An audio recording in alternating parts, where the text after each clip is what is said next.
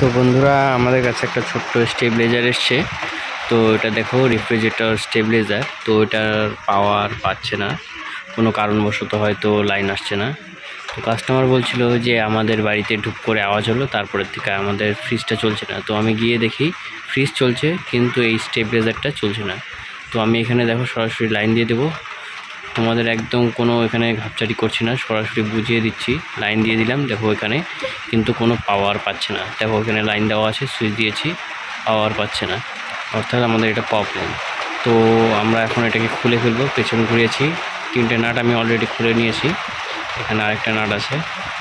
তো আমি এই স্ক্রুটা খুলে দেব এখানে। তো এটা খোলার পরেই আমি বুঝতে পারবো ভিতরে কি সমস্যা বা কি জিনিস খারাপ আছে। ওকে, তো এটা আমি বের করে ফেললাম। স্ক্রুটা এখানে আমি চুম্বকের সাহায্যে লাগিয়ে দিই। তো এটাকে উল্টে নিই। তো এটা খোলা সিস্টেমটা তোমরা বুঝে গেলে অবশ্যই।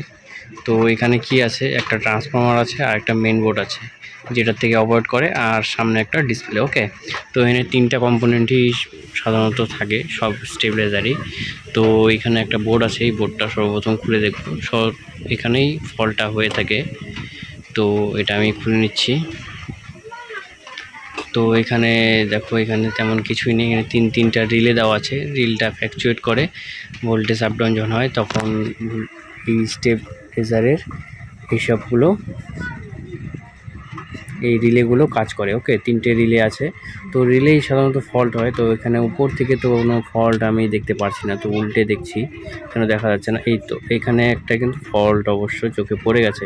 তো বন্ধুরা দেখো এখানে রিলের যে আছে, রিলের একটা যে দাঁত থাকে 4টার মধ্যে একটা দাঁত, সেটা কিন্তু এখানে জ্বলে গেছে। জ্বলে এমনভাবে বার্ন হয়েছে যে ওখানে যে ট্র্যাক লাইনটা, সেই লাইনটা কিন্তু কেটে গেছে। ওকে, তো আমরা এবার ভালো করে বুঝিয়ে দিচ্ছি।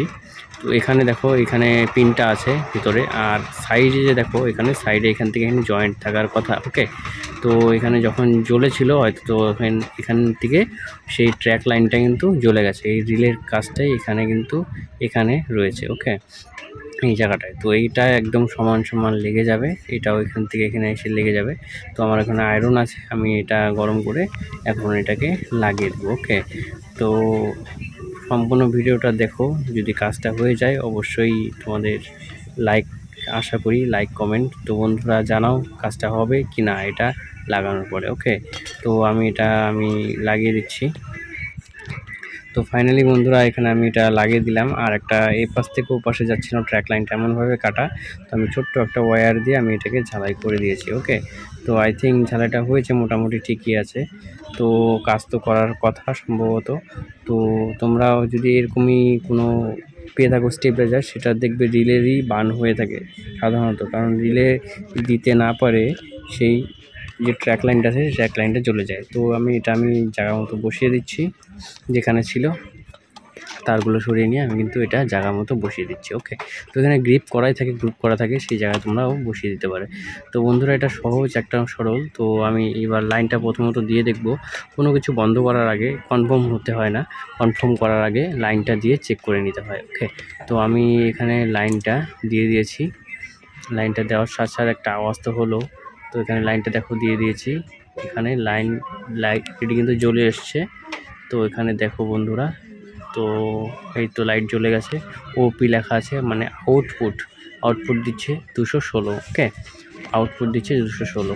তো এখানে দেখো একদম সহজভাবে আমি বুঝিয়ে দিচ্ছি জিনিসটা। 216 ভোল্টেজ দেখাচ্ছে, আর এটা দেখি ইনপুট ভোল্টেজ কত দেখাচ্ছে, আইপি ইনপুট। ওকে, ইনপুট ভোল্টেজ 219/18। ওকে, তো 216 কিন্তু একদম প্রপার ভোল্টেজ এটা দিতেই থাকবে আউটপুটে। তো সাধারণত ভিডিওটা ভালো লাগলে লাইক কমেন্ট সাবস্ক্রাইব অবশ্যই করবেন, আর পাশে থাকবেন আমাদের, সাবস্ক্রাইব করে বেল আইকনটা টিপে দেবেন। ধন্যবাদ।